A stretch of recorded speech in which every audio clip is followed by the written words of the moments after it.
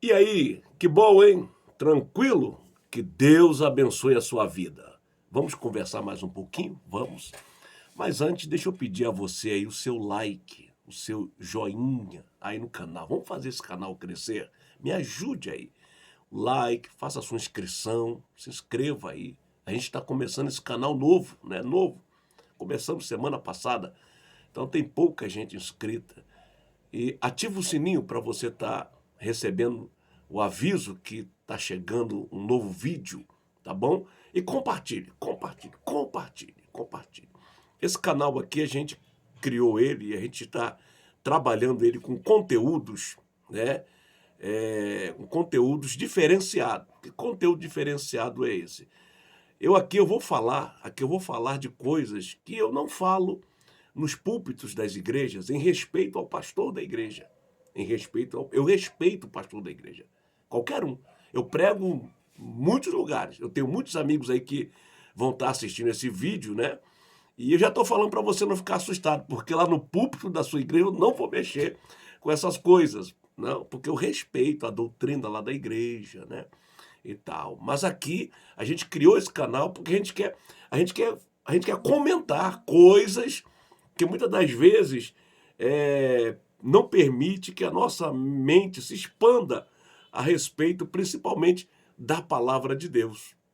Então aqui eu não tenho compromisso com a doutrina da denominação, com o que a denominação prega, com o que a denominação convencionou ali. Aqui a gente vai falar dos assuntos abertamente e vendo o que os assuntos estão oferecendo para a gente, o que a Bíblia está mostrando para a gente, né?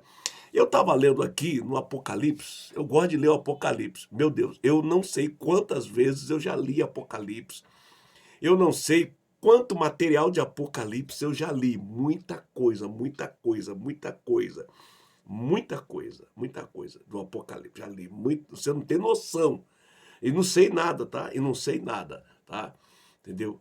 Então, mais de uns tempos para cá, eu resolvi deixar a Bíblia falar comigo. Eu resolvi deixar a Bíblia falar comigo. Porque o que acontece conosco? Quando a gente vai ler a Bíblia, nós já temos um óculos, nós já temos uma opinião formada, nós já temos uma ideia que alguém colocou na nossa cabeça, na nossa mente. Então, a gente lê a Bíblia só para confirmar aquilo que a gente já sabe. É exatamente. Ah, vou ler sobre a vinda de Jesus. Aí vamos ali, tal, tal, tal, tal. Aí lê, né? É verdade, está dizendo aqui, tal, tal, tal, tal, papapá. Nesses tempos em que muitos estão aí usando a Bíblia para tirar dali conhecimento para pregar, para se tornarem pregadores famosos, que chegam no púlpito e dão uma verdadeira aula de descoberta, que eu descobri isso aqui, eu descobri, e a gente acaba não vendo efeito nenhum daquilo na vida de ninguém. E essas pessoas elas conseguem atrair públicos para ouvir a ela porque as pessoas gostam de ouvir gente inteligente. Eu gosto de ouvir gente inteligente. Eu gosto muito de ouvir gente. É inteligente? Eu quero ouvir. É bom ouvir pessoas inteligentes. Isso é muito bom, ouvir pessoas inteligentes. Mas a palavra de Deus, como disse Paulo, ele fala assim, ó, eu não vim a vós com sabedoria humana, com, né, não. A palavra de Deus é poder. Como o próprio Paulo vai dizer em Romanos capítulo 1, 16, que o evangelho é o poder de Deus para salvar, para salvar, para salvar você da ignorância, para salvar você da prisão mental, das cadeias, das mentiras. Jesus disse assim, ó, e conhecereis a verdade, e a verdade vos libertará. Então a palavra de Deus, ela, ela só tem efeito quando ela produz mudança na minha vida, na minha mente, na minha alma. Quando ela muda o meu estado de espírito. Aí sim. Agora, apenas para mostrar eloquência, conhecimento, tal, tal, tal, não faz efeito, né? Não faz efeito.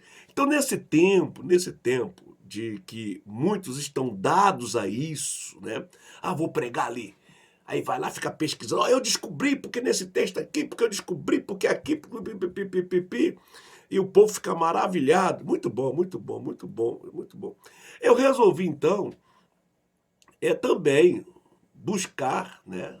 Trazer as informações que a Bíblia ela nos oferece. São informações, irmãos, que mudam todo o nosso contexto, toda a nossa visão, toda a nossa visão, toda a nossa visão.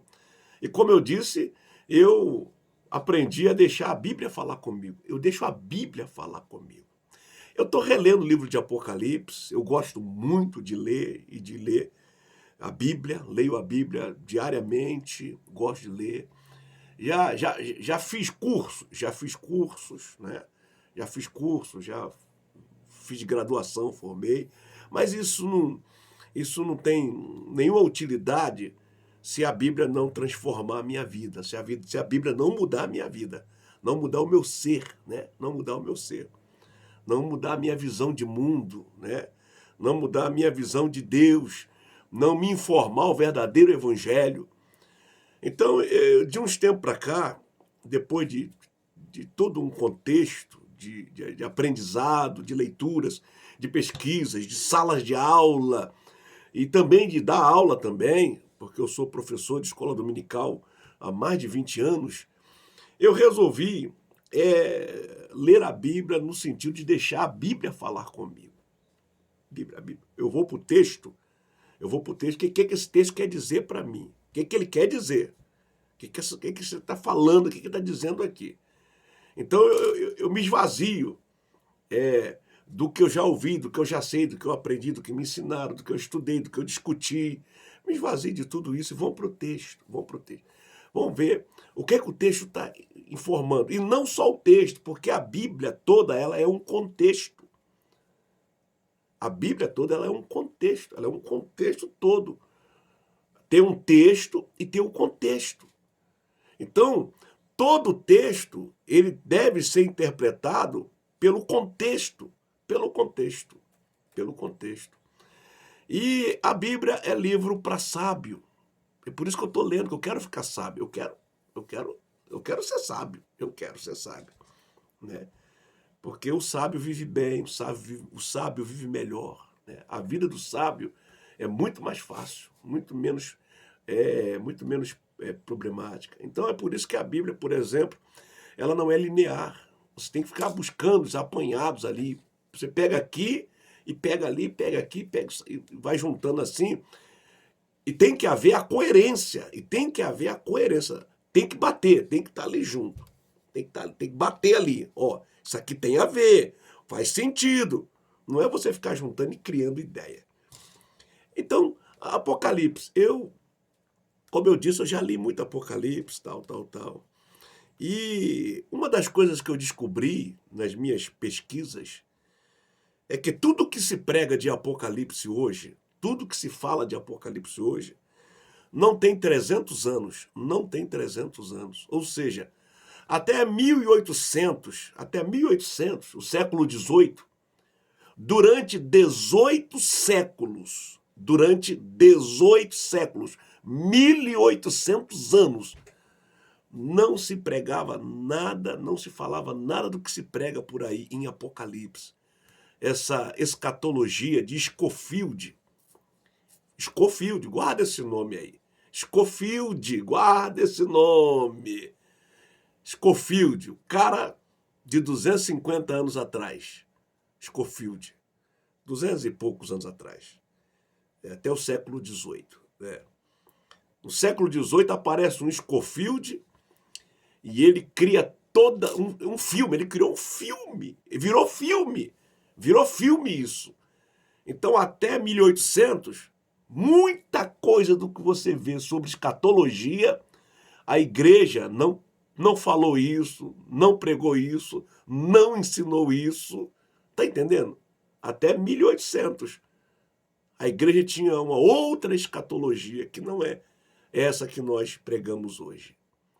Então, veja só, eu estava aqui lendo capítulo 5. No capítulo 4 de Apocalipse, depois No capítulo 1, Jesus é revelado, revelação de Jesus Cristo. Ele aparece para João e João o reconhece através das características dele.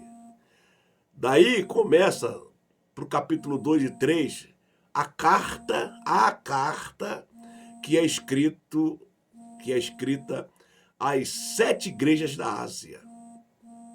A carta que é escrita às 7 igrejas da Ásia. Olha, não são 7 cartas, não são 7.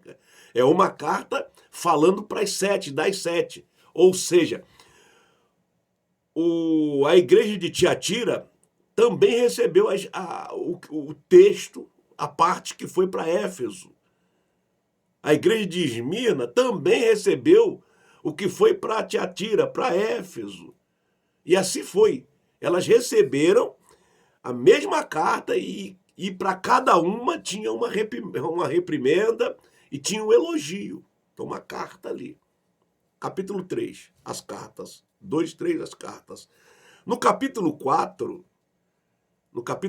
a visão continua, porque João, ele está na ilha de Patmos, ou numa ilha chamada Patmos, né?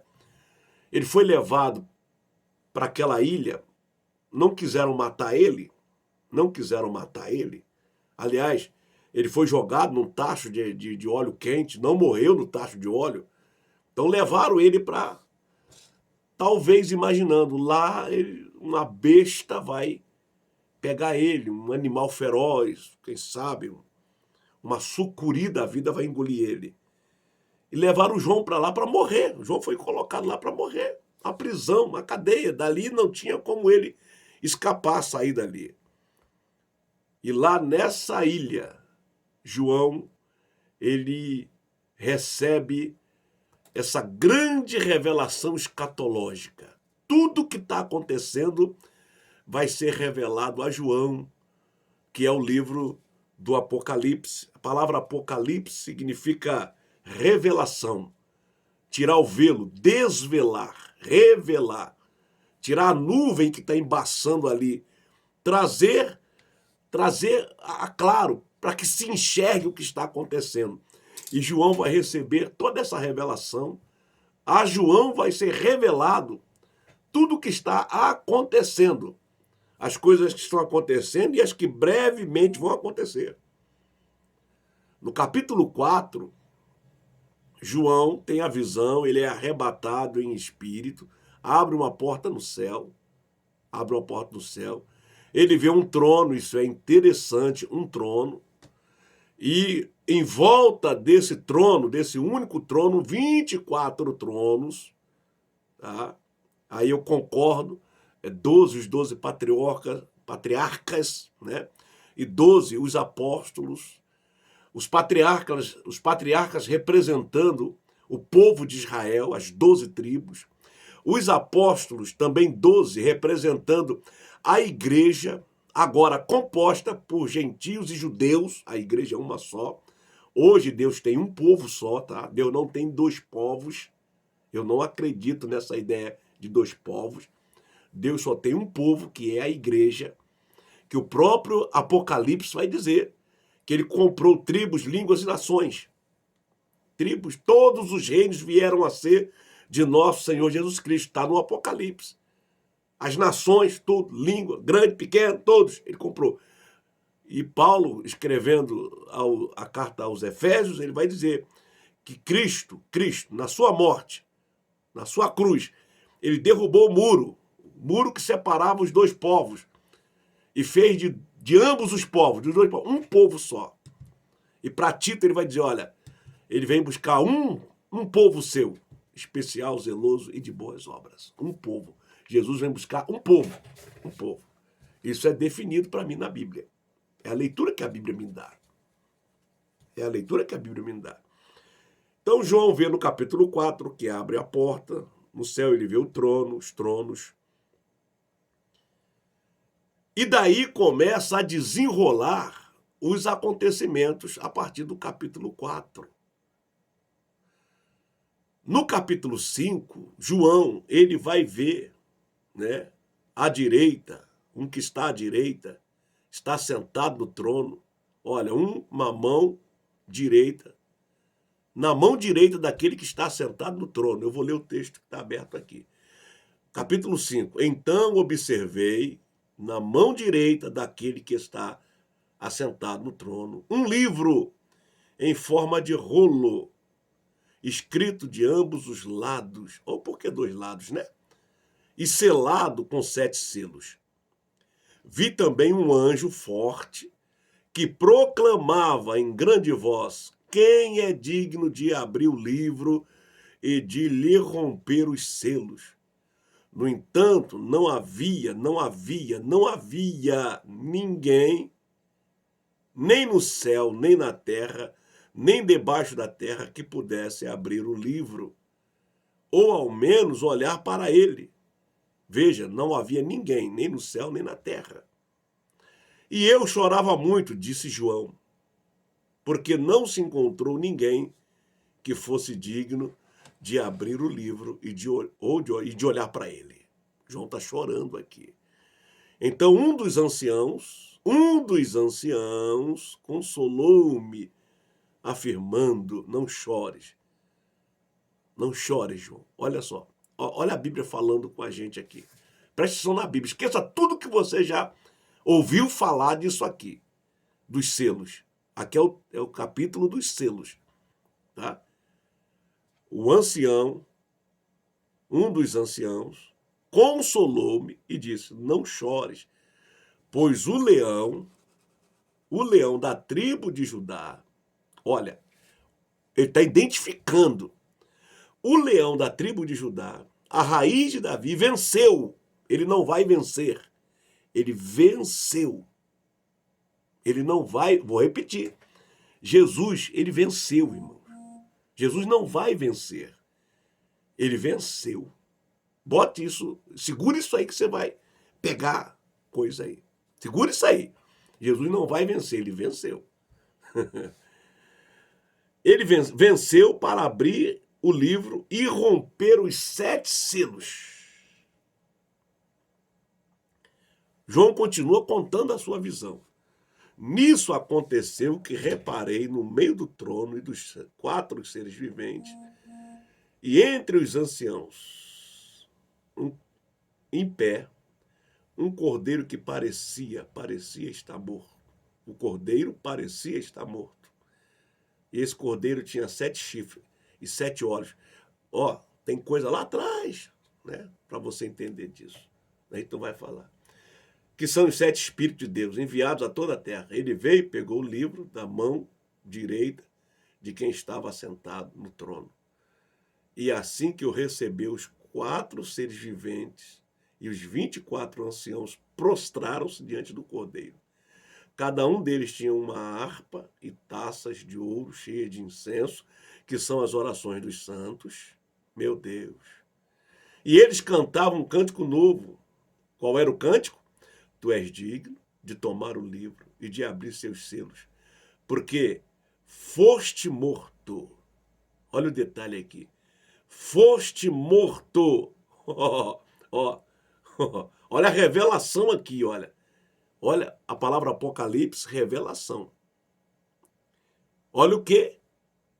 Foste morto e com teu sangue compraste para Deus homens de toda a tribo, língua, povo ou povos, né? Povo e nação. Tu os constituíste reino e sacerdote para o nosso Deus, e assim reinarão sobre a terra. Continua o capítulo 5.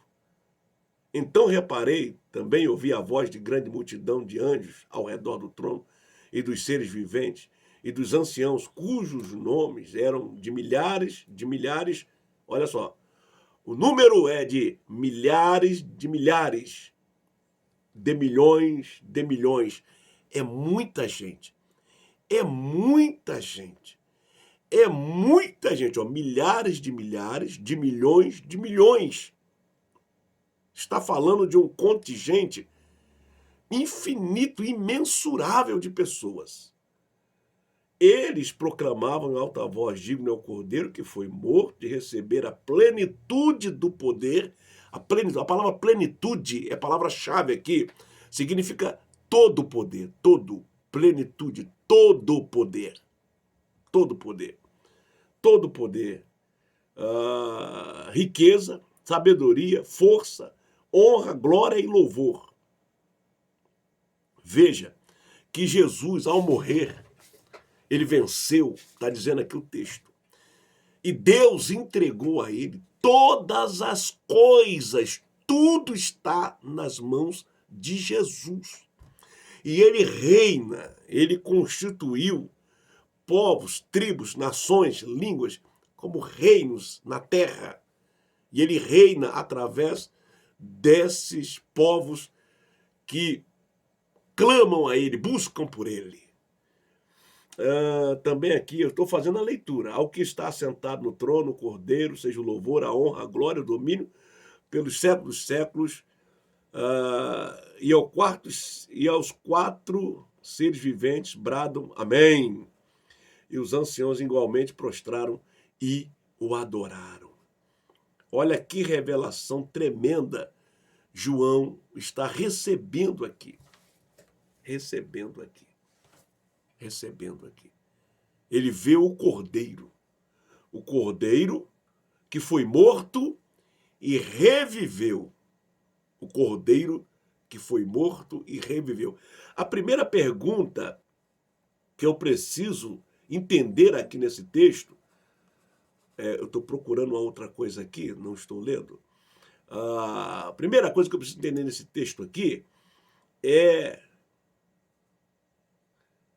se o Cordeiro ele vai morrer ou ele já foi morto.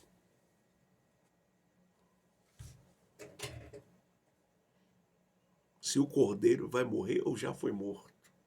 O Cordeiro, ele já foi morto. E ao morrer, com o seu sangue, ele adquiriu, ele comprou com o seu preço, seu sangue, povos de todas as línguas, tribos e nações. O Apocalipse vai dizer que os reinos vieram a ser do Senhor. Aí eu preciso fazer um link com Daniel.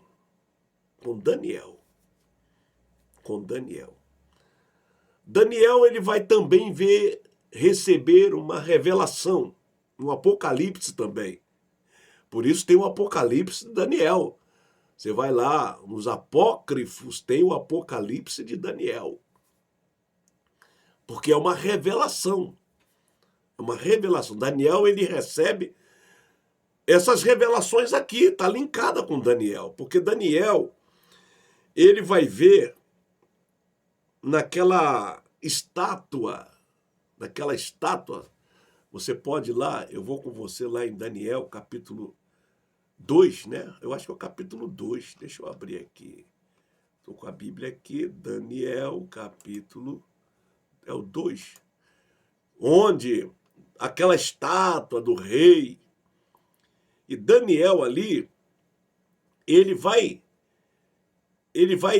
interpretar o significado daquela estátua,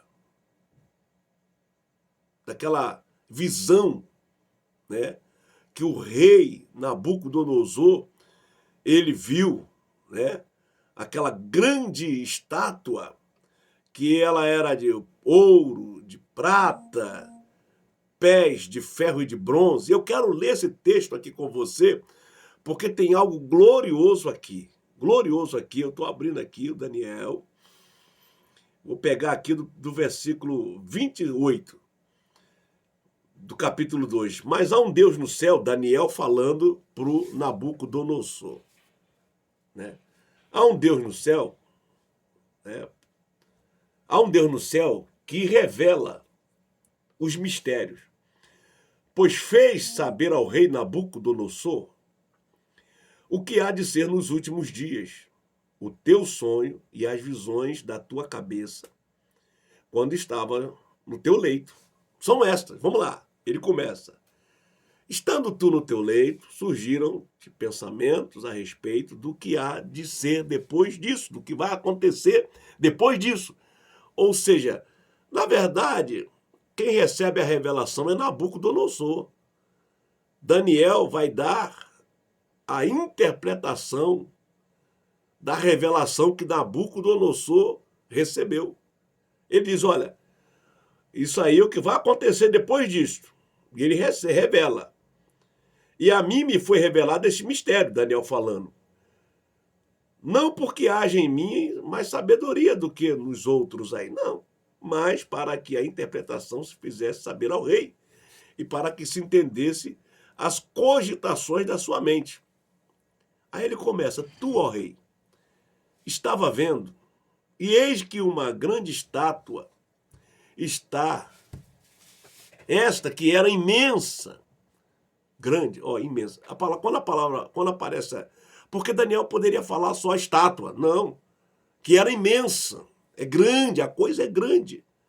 Nenhuma palavra na Bíblia está ali por acaso, não. Toda ela tem uma finalidade, tem uma causa, toda ela tem uma causa. Então, a estátua que o senhor viu era grande, era imensa, imensa. E de extraordinário esplendor. Fala do poder, né? Do poder daquela estátua imensa. Estava em pé diante de ti, a estátua não estava caída, estava em pé, porque ainda estava em pé, ia cair, mas ainda estava em pé, ainda estava em pé. E a sua aparência era terrível. Ó, irmão, meu Deus, o reino babilônico era terrível, terrível. A cabeça era de fino ouro, riqueza, poder, domínio. O peito e o braço de prata também fala de poder, de riqueza, só que menos que o ouro, que menor que o ouro. O ventre e os quadris de bronze. Já diminuiu a coisa, está quebrando. As pernas de ferro e os pés, em parte de ferro e em parte de barro. Daniel continua. Quando estavas olhando, uma pedra foi cortada. Olha, aqui está um detalhe tremendo. Tremendo. Aqui está um detalhe. Quando estavas olhando, uma pedra foi cortada sem auxílio. Quando você estava olhando para aquela estátua, uma pedra foi cortada sem auxílio de mão. Sem auxílio. A pedra foi cortada sem auxílio de mão. Essa pedra feriu a estátua nos pés, de ferro e de barro, e os esmiuçou. Quando é que essa pedra caiu, gente? Onde essa pedra caiu? Meu Deus! E que pedra é essa? Mas a Bíblia não esconde. Então foi juntamente esmiuçado o ferro, o barro, o bronze e a prata e o ouro, os quais fizeram como a palha das eiras no estio, e o vento os levou, e deles não se viram mais vestígios. Mas a pedra que feriu a estátua se tornou em uma grande montanha e encheu toda a terra. Este é o sonho e também a sua interpretação eu vou dar ao rei. Ele está falando para Nabucodonosor. Aí começa a revelação agora a Daniel. Primeira parte da revelação ao rei, a segunda agora a Daniel. E Daniel está falando com o rei e o rei está dizendo, foi isso mesmo que eu vi, exatamente, exatamente. Confere, bateu certinho o que você está falando, Daniel. Agora eu quero entender. Aí Daniel vai, este sonho e também a sua interpretação vou dar ao rei. Ele fala, tu, rei, Nabucodonosor. Naquele momento, Nabucodonosor era um dominador, rei de reis. Tu, rei de reis, a quem o Deus do céu conferiu o reino, o poder e a força e a glória. Nabucodonosor era um rei majestoso, poderoso. Toda a Babilônia, todo aquele império ali, todo, ele mandava, ele dava ordem, ele era o cara. Ele era o cara. O que está por trás do governo mundial hoje? A gente fala muito em governo mundial, e as pessoas falam em governo mundial, mas a pessoa não volta, não olha para trás e não vê que isso lá atrás sempre foi uma tentativa. Até Salomão caiu nessa. Até Salomão caiu nessa.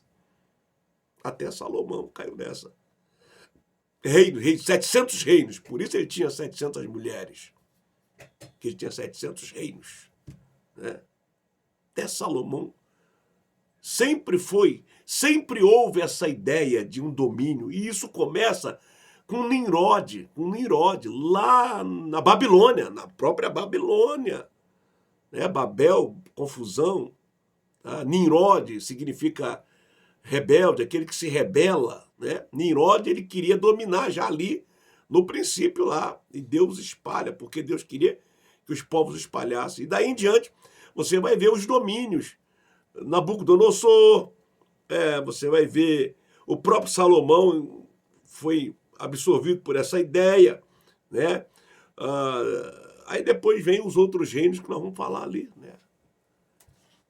Então depois de ti, aí ele fala assim, ó, tu és reis, poder, força e glória, versículo 37, 38, a cujas mãos foram entregues os filhos dos homens, onde quer que eles habitem, e os animais do campo e as aves do céu, para que dominasse sobre todos eles, tu és a cabeça de ouro.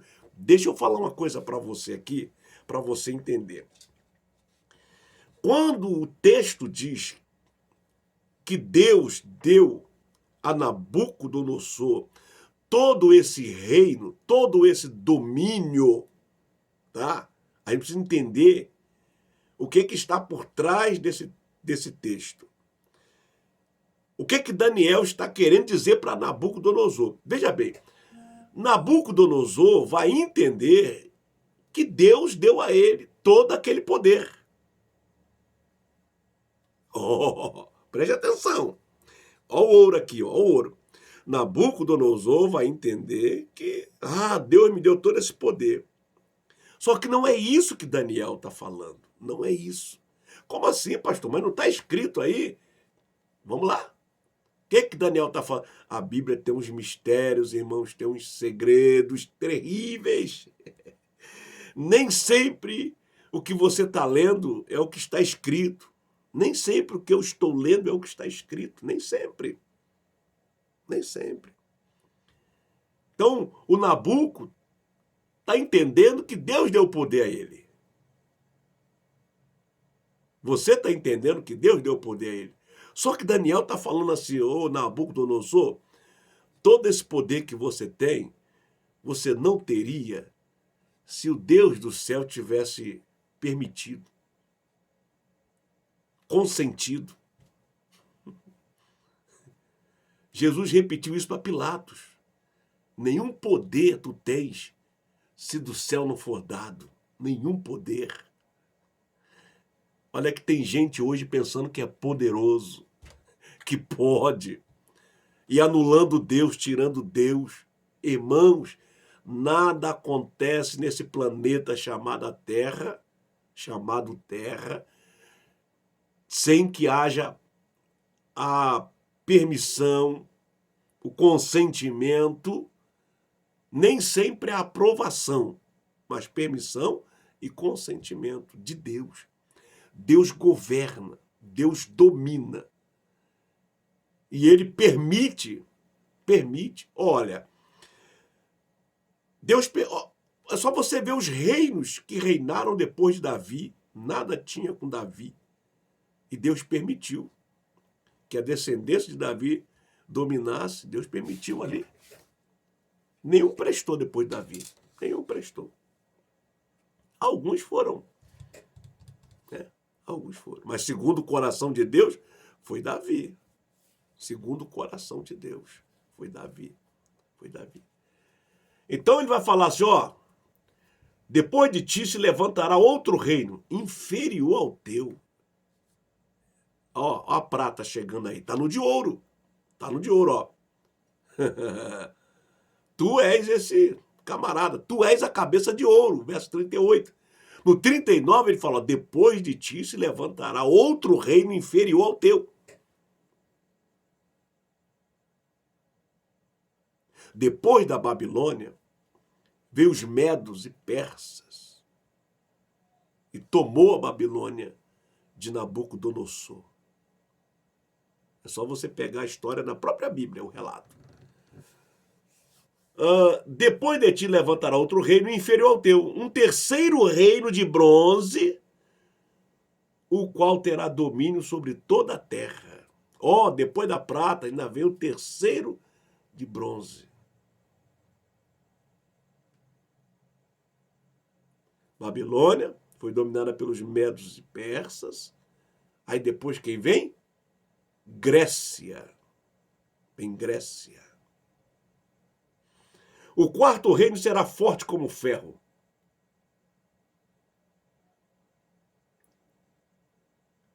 O de bronze, o qual terá domínio sobre toda a terra. O quarto reino será forte como ferro.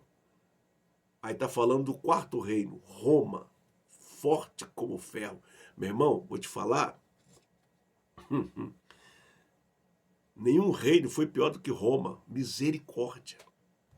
Misericórdia. Roma foi terrível. Você não tem ideia. Você não tem ideia do que representa a força, o ferro, a mão de ferro de Roma. Eles eram vorazes. Vorazes, vorazes, vorazes. Então, o quarto reino, guarda isso aí, quarto reino, são quatro. Quatro.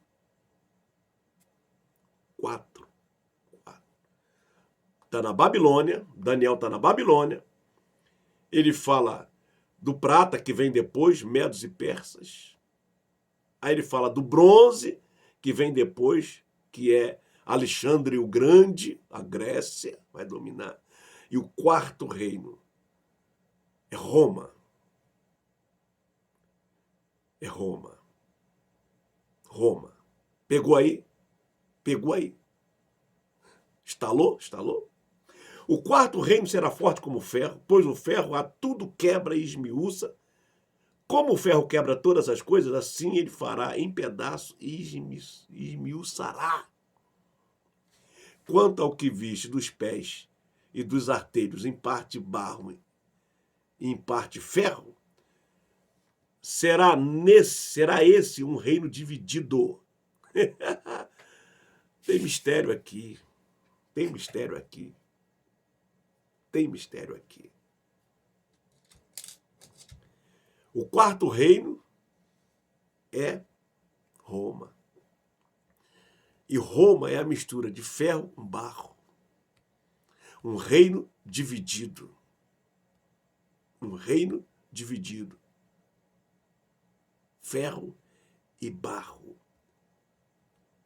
E por outra, pelo ferro será forte, eles foram vorazes. Mas pelo barro serão frágeis. Como é que Roma vai se dividir mais tarde? Política e religião.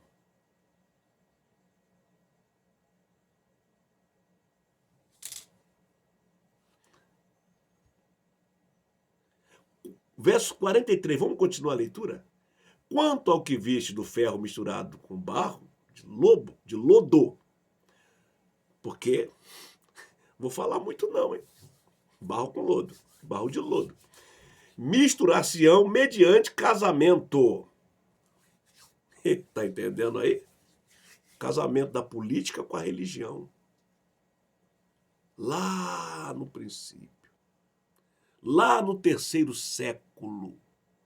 No terceiro século. Ou melhor, no quarto. Em 320, por ali assim. Constantino, que dominava, que era o dominador do quarto século.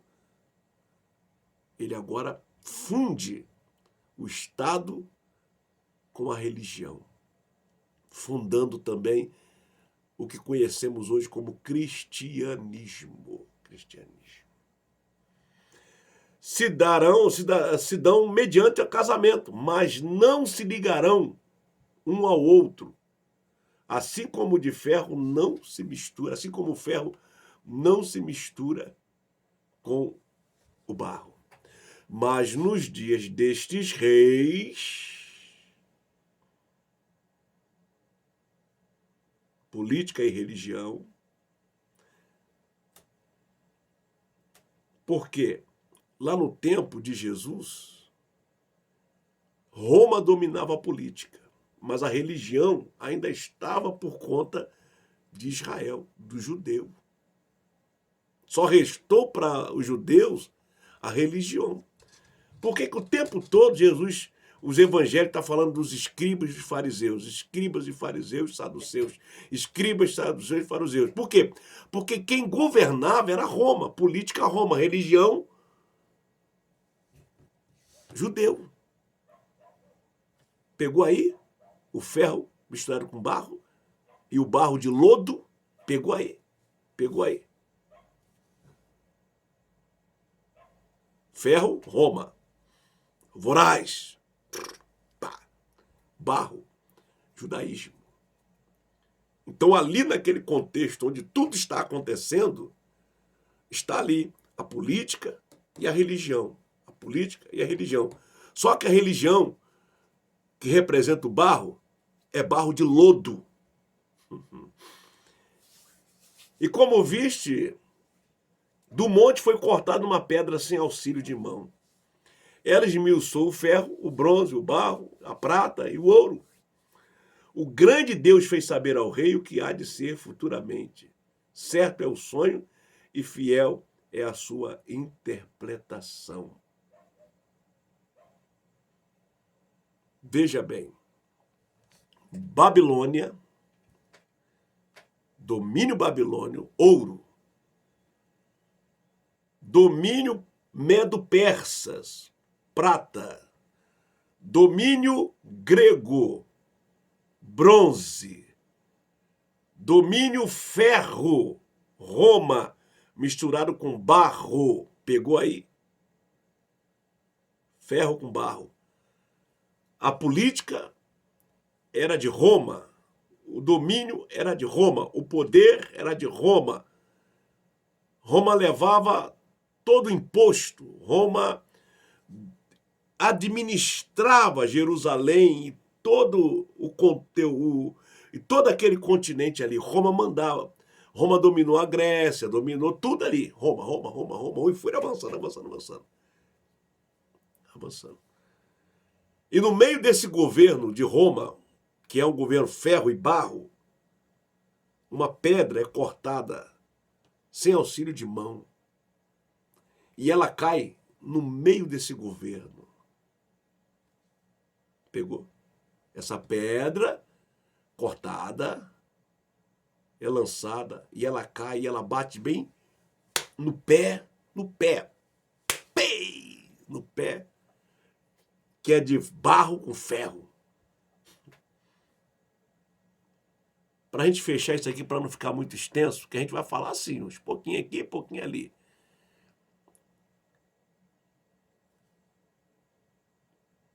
Quando, em que tempo, Jesus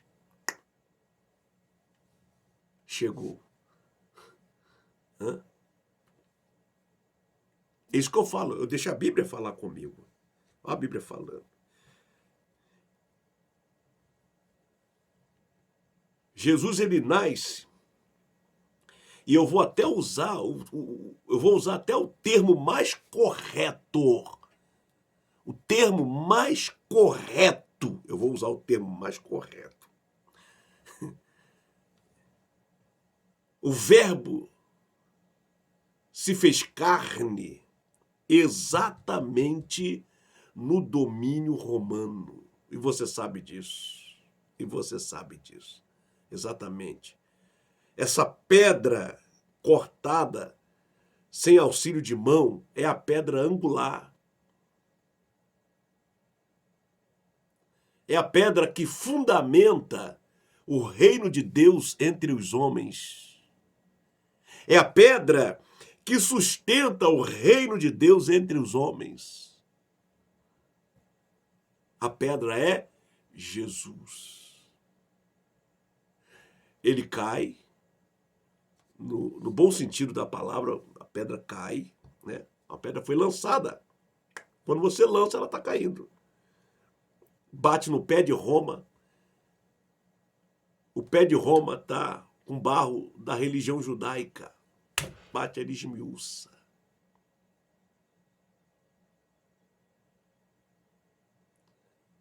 Bateu ali, esmiuçou. Porque quando Jesus nasceu, meu Deus, foi um alvoroço. Negócio.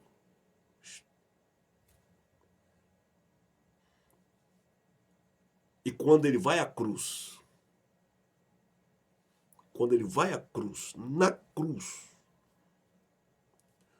cruz, aí a gente volta para Apocalipse, capítulo 5, o Cordeiro, que foi morto e venceu, está lá. Essa pedra que desceu no meio do domínio romano, com aquela mistura do judaísmo que estava ali, mais oprimindo do que outra coisa. Mais oprimindo do que outra coisa. Jesus chega e esmiuça, e essa pedra vira uma montanha e ela se espraia por toda a terra. Por toda a terra. Na cruz ele vai romper esse selo aí. Por isso que João está chorando e diz, não tem ninguém para abrir o selo. Não tem ninguém. E aí o ancião chega e diz, olha, calma, João, não chores. O Cordeiro venceu. O Cordeiro que foi morto venceu. E ele vai romper os selos. Vai romper os selos. Eu quero fechar esse vídeo falando algo aqui poderoso. No contexto que nós estamos lendo ali de Apocalipse, no contexto ali do Apocalipse, vai dizer que nesse momento aí de que essas coisas estão acontecendo, houve silêncio no céu. Meia hora de silêncio. Meia hora de silêncio.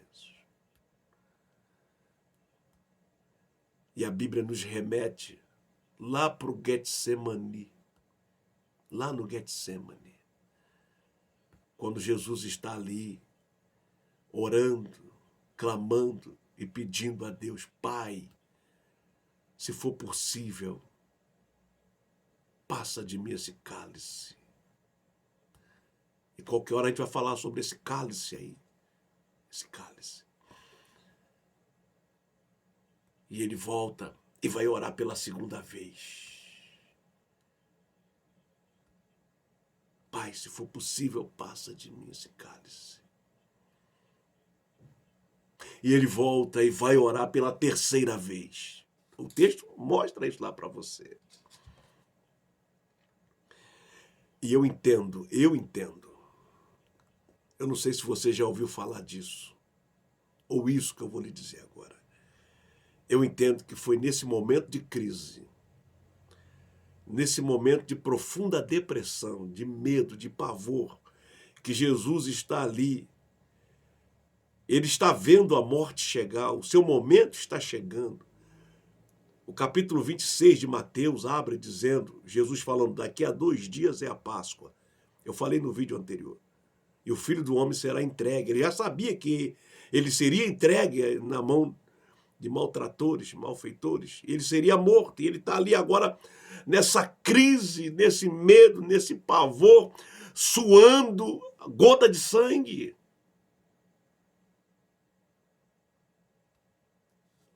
E nesse momento, porque nesse momento era o momento em que estava para se consolidar o projeto de Deus. nesse momento. Esse era um momento crucial. Jesus está a um passo de dizer: está consumado, está feito, tenho feito.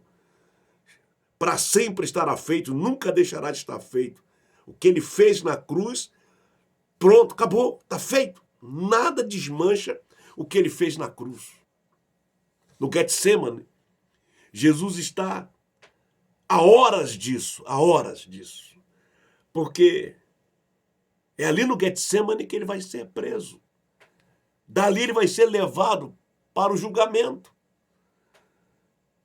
No outro dia pela manhã ele já é condenado.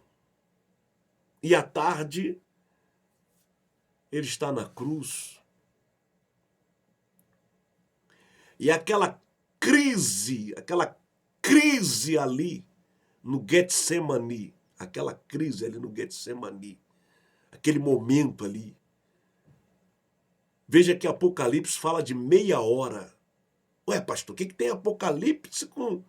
Eu estou falando para você que a Bíblia é um contexto e o texto ele junta para criar um texto só. Então você, quando está lendo Apocalipse, você tem que ler igual eu li Daniel. Eu li Daniel para mostrar que Jesus é a pedra que vai cair no meio do governo do domínio romano.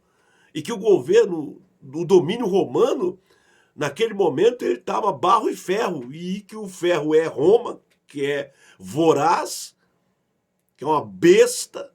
Por isso que a besta do Apocalipse está falando de Nero César. É a besta do Apocalipse. Está falando de Nero César. Está entendendo? É um código de gematria para que eles não entendam. Senão, João, meu Deus do céu. Tá? Então, mas o contexto está em todo o Testamento. Então, ali no Getsemane, naquele momento de crise ali, tudo indica que foram uma meia hora agoniante ali para Jesus.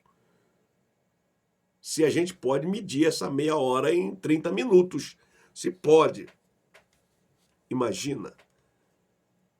Foram meia hora, 30 minutos ali, eu estou aqui, né, fazendo essa conexão. Porque Apocalipse vai dizer que nessa hora houve silêncio no céu. Silêncio no céu. Silêncio de meia hora. O silêncio durou até Jesus dizer: todavia seja feita a tua vontade. Aí o brado no céu: ah! Venceu! Venceu! Venceu! Venceu! Ele venceu! Meu irmão,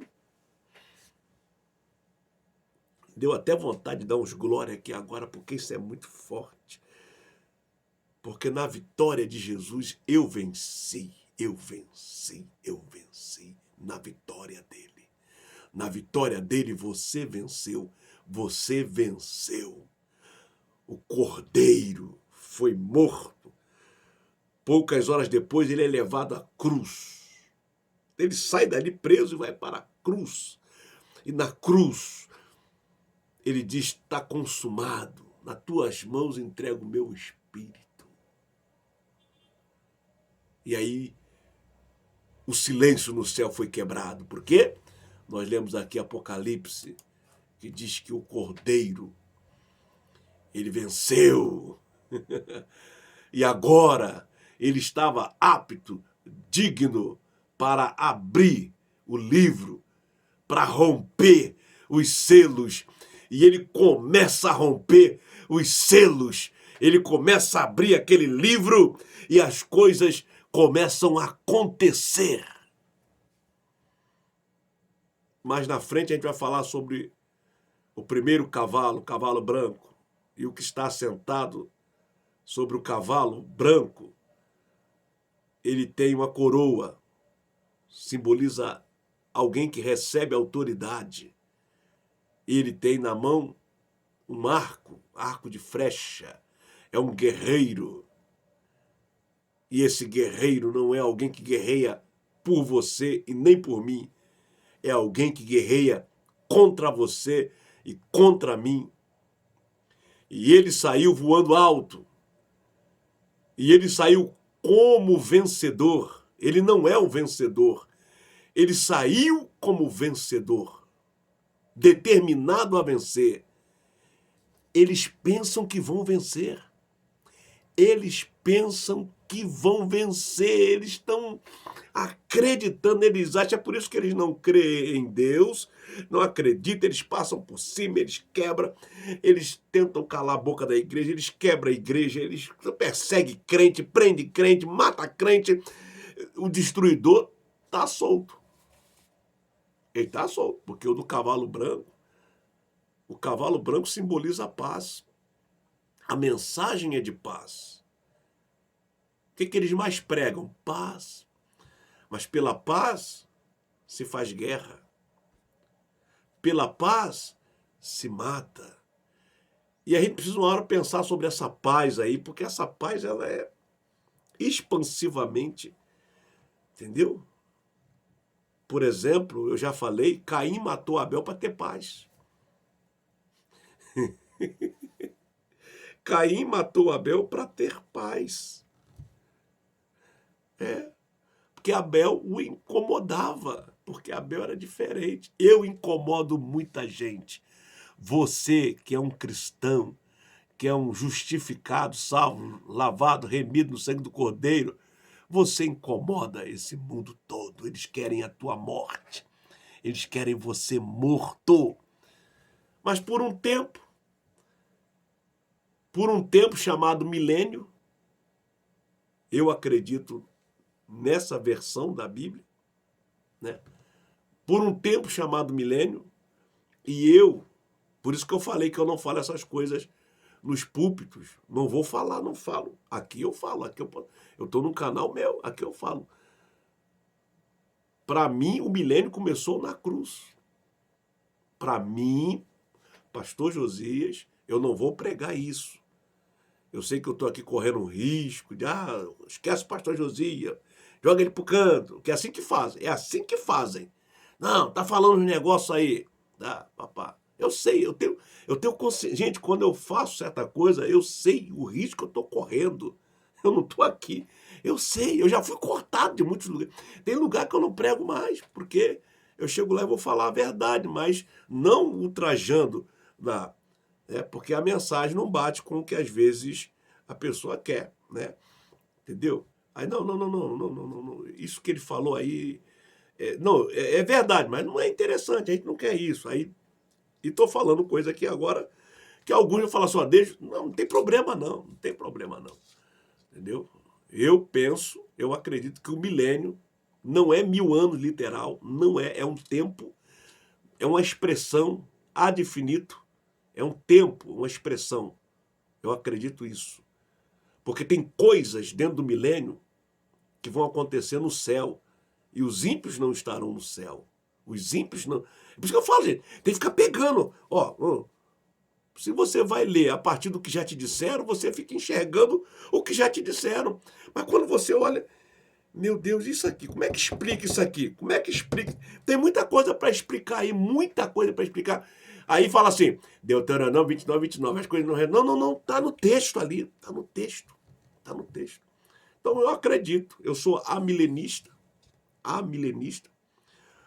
Para mim o milênio começa na cruz e vai terminar com a volta de Cristo. Com a volta de Cristo. E o diabo está solto. Olha o que ele está fazendo aí.